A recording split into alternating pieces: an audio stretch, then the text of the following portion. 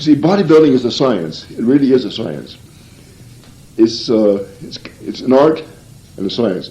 Scientific, you know. You have to be a thinking bodybuilder. What you have to build a body is a well balance of intensity and duration. If you have too high intensity, you can't work very long. And if you have low intensity, you go for a long duration, but you're not getting the benefits because it goes on and on and on. You're wasting your time. It's a waste of time. So you have to have intensity, a balance of intensity, duration, and a rest period for recuperation. And I guess each individual is different. Probably a person will say with fast twitch muscles, they should probably do low reps, we'll say from maybe 5 to 7 reps or something like that, because that's them. But a person will say with slow twitch muscles, they can do something with more endurance, we'll say from 12 to 15, and maintain it for a longer period of time.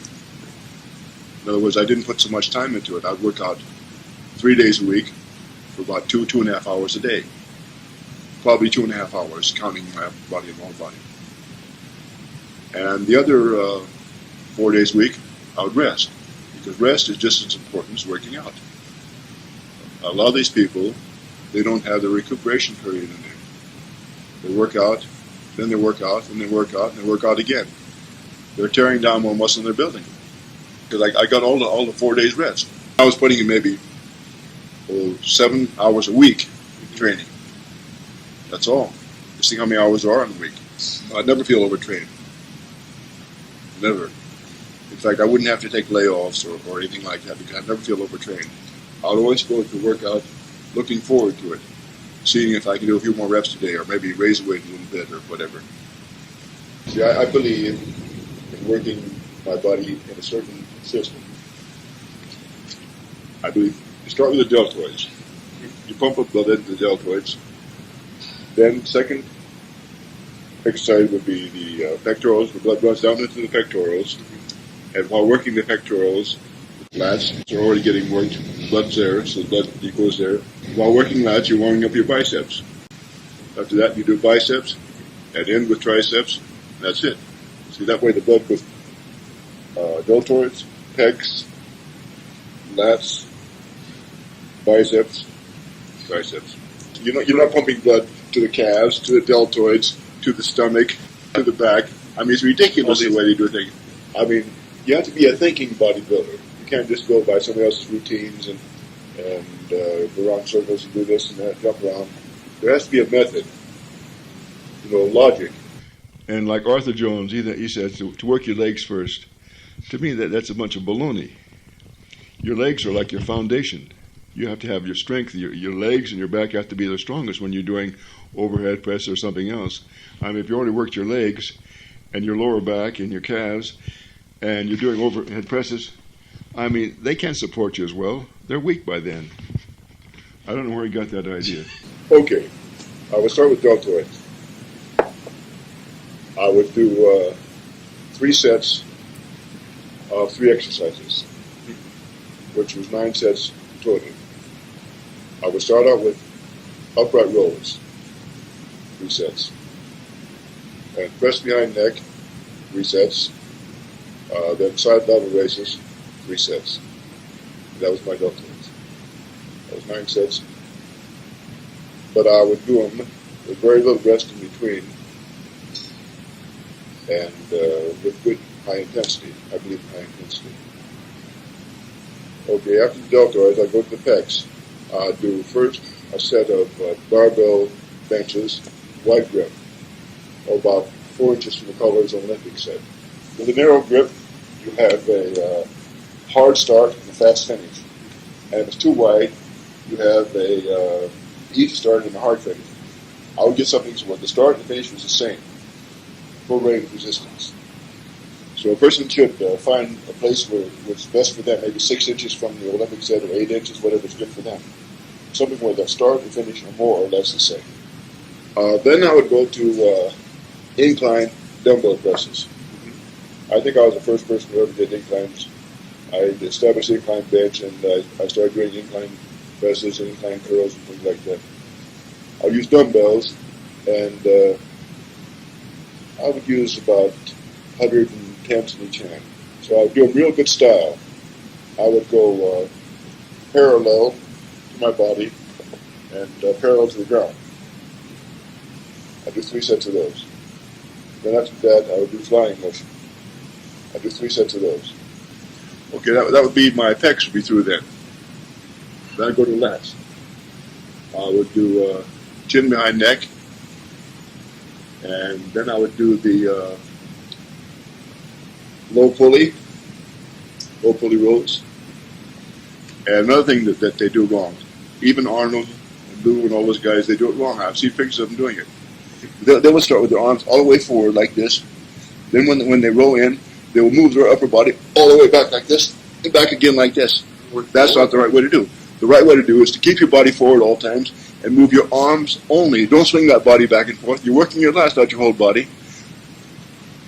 All right. Then I would do one arm rowing. 3 sets of one arm rowing.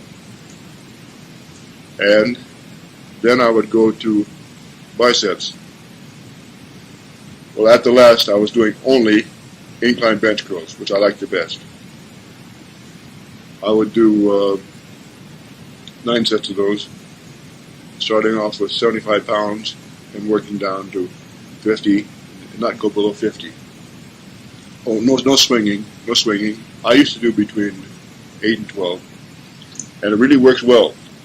Okay, then I would go to triceps. I would do 3 sets of the overhead pulley, hands about 6 inches apart, elbows to the side, slightly back from the pulley so you get a long, sustained push. From there, do this tricep bench curls with dumbbells. And after that, I would do one-arm curls, where you lie down and you let the weight cross over. So then when I finished with my triceps, I would go to my legs, which I would do half squats, 3 sets, hack lifts, 3 sets, and then I would do some front squats, 3 sets, leg curls, 3 sets, calf raises, 3 sets, and 1 set of sit-ups for my abdominals, and a set of hyperextensions for my back. That was it. So that was my routine.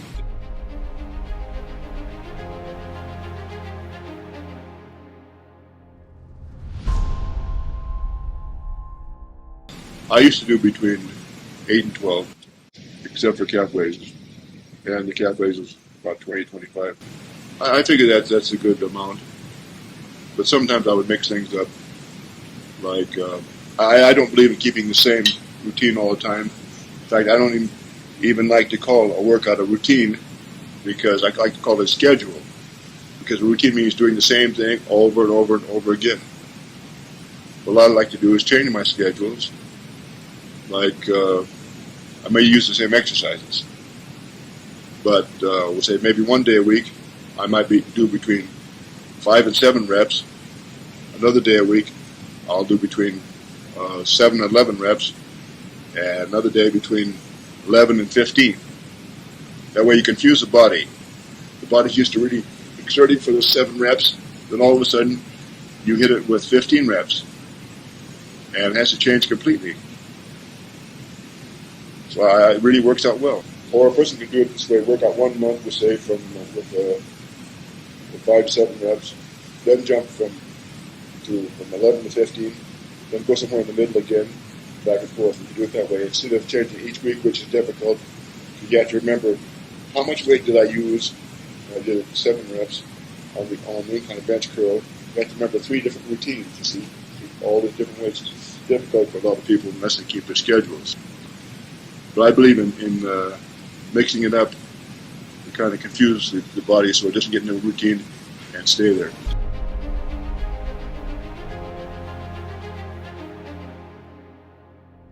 all out, and just enough time in between each set for another workout partner to grab the apparatus or the weight and hit it. In other words, very intensive, very high intensity. Little rest, just enough to do the exercise, and let another person do theirs afterwards. But if you have 3 people, it's too much already. Just enough for another person to go through it. Or if you don't have a workout partner, figure how long it takes you to do the set, and rest about the same length of time only. But between body parts, you can rest 5 minutes between body parts. The weight would be the same, but you go to your limit, and as many reps as possible. It's possible maybe on the first set you might hit 12 reps, on the second set 10 reps, and you might have to go down to 8 on the third set. Because if you give your all, you're not going to be able to recuperate that fast, especially if you go just one after the other with your workout partner.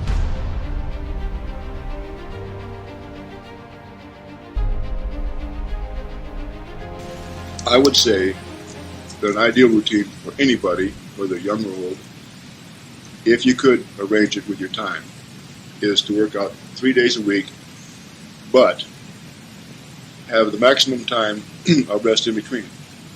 Say, work out Monday morning, Wednesday night, and Saturday morning.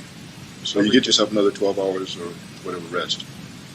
Or we'll say, if you can't do that, we'll say work out Monday night, Thursday morning, and Saturday night. That way you have prolonged rest in between to recuperate, kind of balance it. If I were to work out again and really try to or get in shape fast or gain size or whatever I wanted to do, that's the routine that I would definitely go on, because I've done it before and I know it works. And you never feel fatigued because you have just the right amount of time to recuperate in between. Where Monday, Wednesday, and Friday is fine also, but then you have Saturday and Sunday to rest. But sometimes you rest too long, it's hard to get started again. Yeah. And maybe that 48 hours you have in between workouts, it might not be enough. Maybe 60 would have been better, or whatever, you see. So I think that's the ideal routine. When you're working your muscle groups, you're also working your nervous system.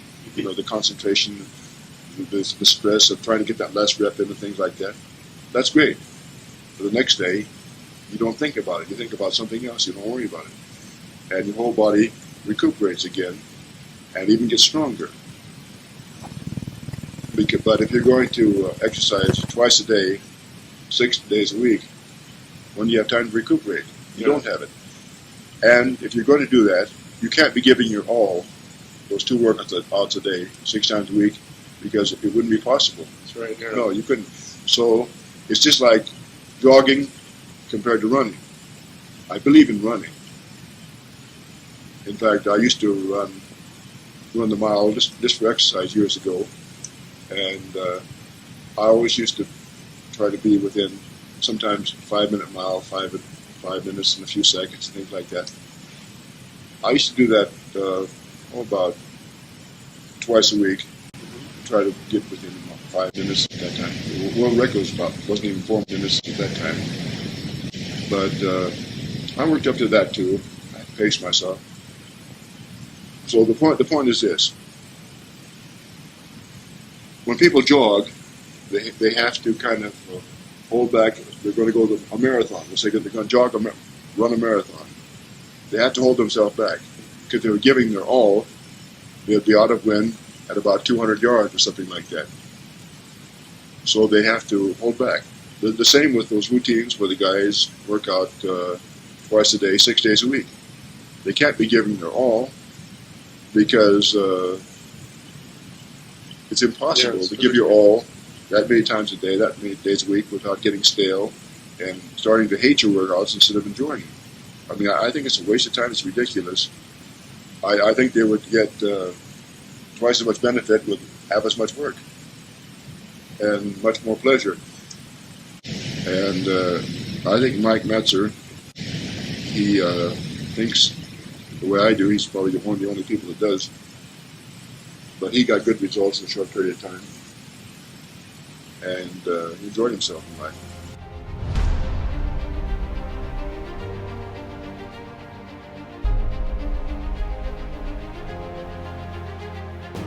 to be in shape and to be fit is a great thing, but I don't think it should dominate and rule your life. It should be just one of the aspects of your life.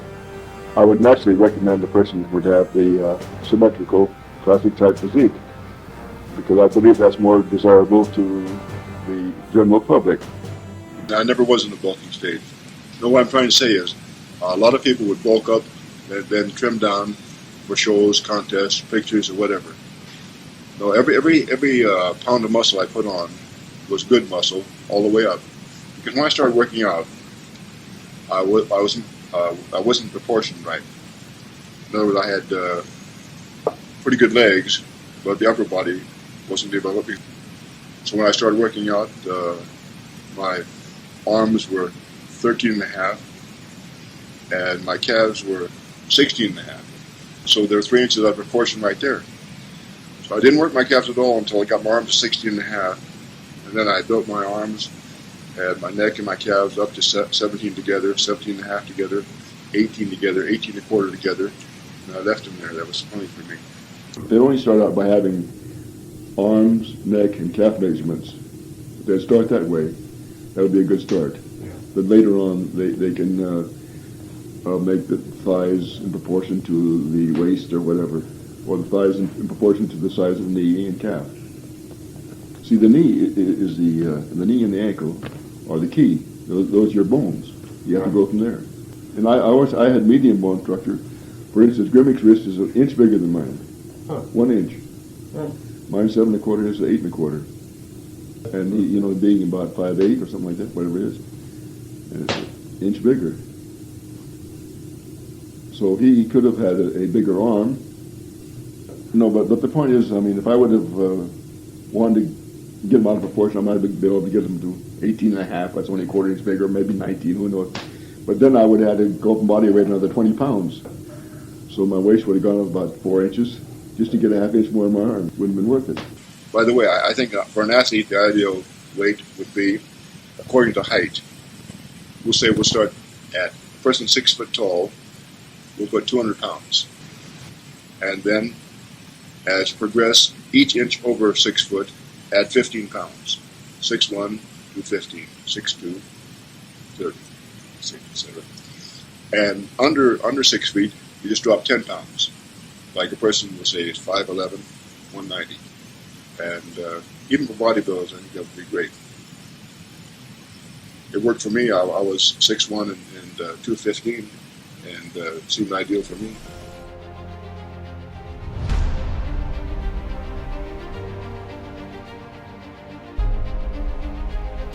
And another thing, what they do is they give measurements after they're pumped up. We would take our measurements when we got up in the morning. Before we exercised or anything like that. It wasn't pumped after exercising or anything like that. It was just cold, ice cold. We got those measurements. And in those days, the guys would let each other measure, I'd measure George Eichmann's arm, Armand Henry would measure my arm. It didn't matter. We knew what we had. We weren't conning anybody. And we knew it was going to be there tomorrow. We knew that we didn't take our steroids, which we didn't take on them. These guys today, if they don't take their steroids, a week later, their arm's going to be an inch smaller or something like that. We weren't worried about that because we didn't have to rely on those things.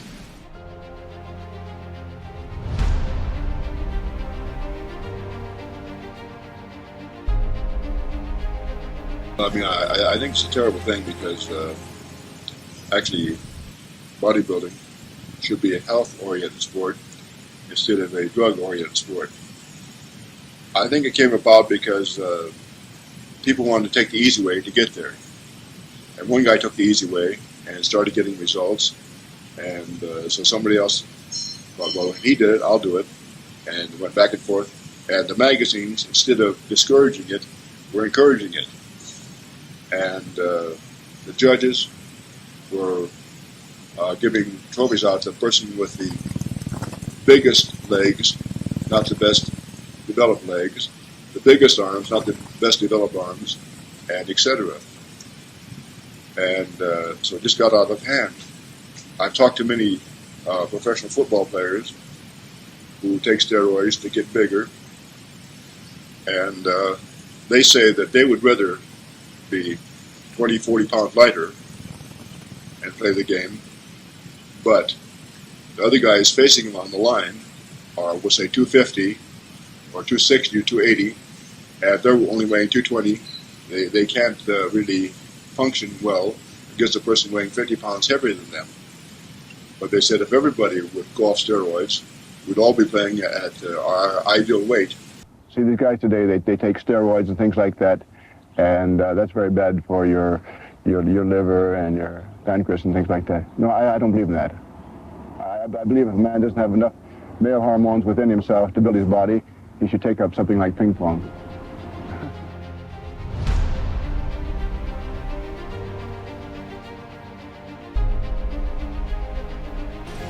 I didn't give myself any limitations. I didn't know it was difficult to build muscles. For me, it wasn't. I wasn't different. No one told me, well, that's really hard to do. You have to work for years before you can gain an itch on your arm and things like that. I had no limitations, and I used extreme concentration. In other words, when I'd work out, I would concentrate on the muscle worked. Concentrate on the movements, doing them nice and slow, so I could feel the movement on the way up, all the way down. Use full range of motion, and it really worked out well for me. Because what you have to do is you have to create a superior line of communication between your brain and your muscle. And you can only do that two ways, by concentration and by practicing muscle control in your spare time when you're not working. Because when you can flip those muscles, things like that, that means you have great communication between your mind and your muscle tissue. So by building up a greater, superior line of communication between the brain and the muscles, I was able to develop much faster and easier. If I had somebody who had my potentials, I could train them to hit the top if they had my same mentality. But you can find a guy with the greatest potential in the world. If he doesn't have that certain mentality, that drive, you can't help him.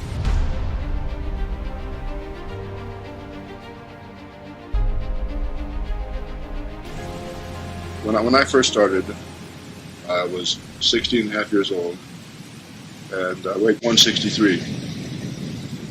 Okay, I worked out for a month, and I went on the scale. I was looking a little better, more firmed up, more in shape. I still weighed 163. But that month was kind of tone the body up, get my metabolism working well for me. And then the following month, I went on the scale. I weighed 173. I gained 10 pounds of solid muscle. You can see it growing in a month. The following month, I gained another 10 pounds of solid muscle. The following month, another 10 pounds of solid muscle. In other words, after working out with weights for 4 months, I was the best built guy at the gym. The guys would work out 3 or 4 years. They couldn't believe it. It could be inherited from my father. He was my height and my weight and my build that I am today without ever working out. Of course, when I was championship form, that was in addition to my genetics. Well, there is a limit, yes, but you can outbalance that limit by having deep concentration and making sure you have all your amino acids when you in your diet and the proper vitamins and minerals. You can offset it. In other words, a person who has a great potential genetically, who doesn't eat right, who doesn't train right, can be outclassed by a person with less potential who does everything right. There is a limit, yes, but you can outbalance that limit by having deep concentration and making sure you have all your amino acids when you in your diet and the proper vitamins and minerals. You can offset it. In other words, a person who has a great potential genetically, who doesn't eat right, who doesn't train right, can be outclassed by a person with less potential who does everything right. Just like a lot of athletes, we'll say like Pete Rose, he's out there giving his 110% at all time. He's a good athlete, but he's not really gifted. but he excels. He's a champ because he wants to. He has concentration. He's in there pitching all the time, giving his 110%. Where another guy, he's always been good. He'll give about 90%, but his 90% isn't as good as the guy's 110%. You see what I mean?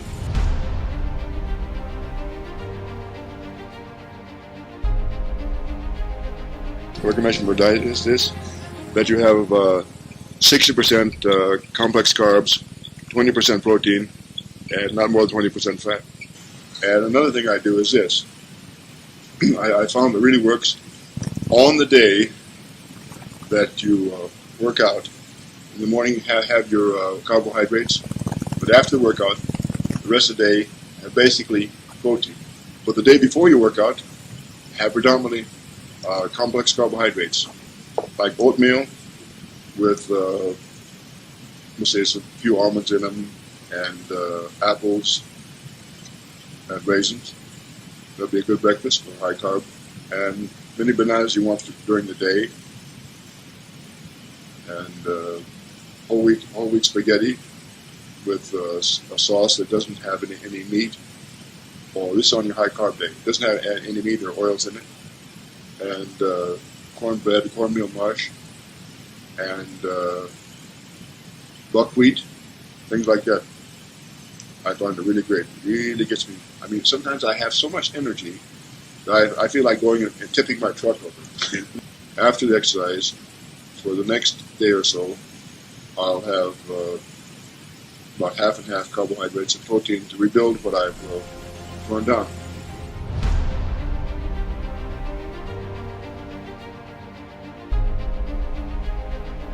Some orange juice, banana, honey, and the gels together. Makes a heck of a good drink. I mean, a person can have it any time, but I usually have it for breakfast. I think maybe a person who wants to lose weight could have it for breakfast and lunch. Then supper, have a well-rounded meal with their protein consisting of, we'll say, turkey or fish or chicken, and with a huge salad. My salads are olive oil and rice vinegar, my salad dressing. And it tastes good. It has a little tang to it because I had a great workout, I had a good meal afterwards, and great breakfast, and all that recovery time. Felt great.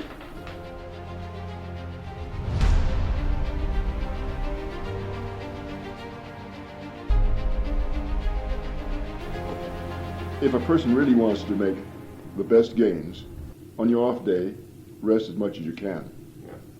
And if possible, if you can take even a half-hour nap during your lunch hour, do it. I mean, I've done it all my life.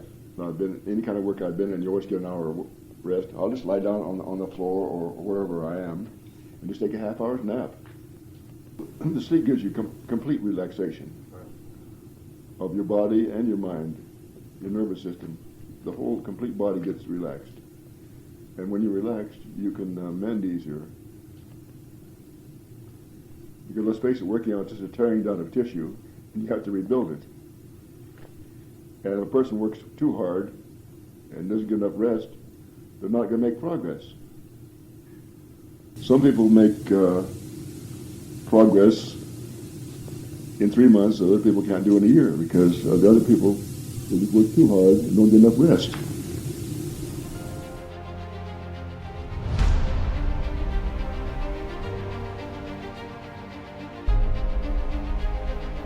Actually, when I was doing my films, I only worked out 1 month a year. That was the month of April.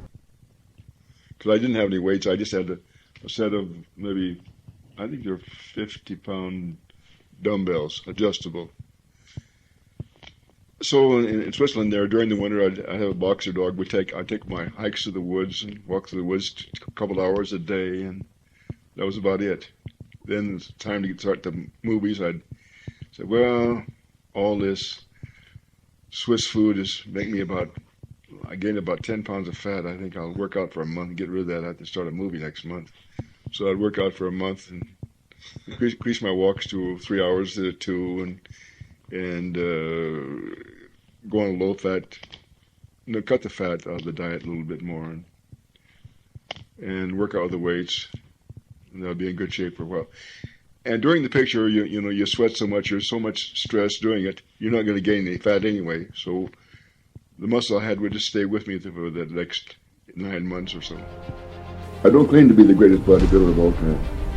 I claim to have the most classic physique of all time.